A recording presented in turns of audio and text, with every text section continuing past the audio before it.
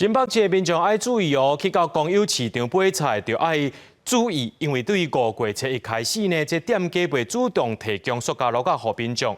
一寡民众是一个唔知影，也讲虽然有淡薄仔无方便，唔过愿意来配合。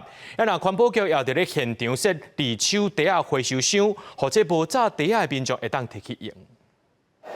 市场内看板拢打未主动提供塑胶袋的大纸，新北的民众对5月开始买菜要注意啊！新北市40米的公有的市场，5月初一拢转型做不熟市场。未来店家未主动提供塑胶袋，实际来到10指的秀峰公有市场，民众表示也唔知这个新措施，希望摊间宣传会愿意配合，嘛有人感觉拄开始会较无方便。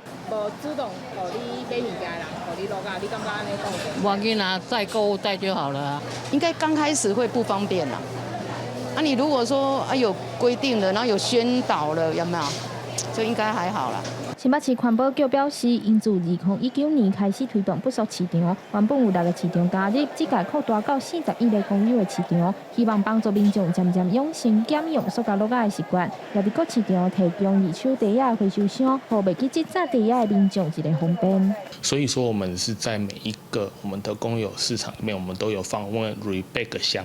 rebag 箱是二手袋的交换平台，大家可以把自己干净然后没有破损的购物袋、纸袋或者是塑胶袋，都提供到这个 rebag 平台这边来。啊，有一寡人客因嘛是讲啊，恁遮有这哦，啊我甲恁摕，我另外我嘛摕来害恁，啊就是我感觉这有一个想法，啊慢慢哦，互大家变成一个习惯。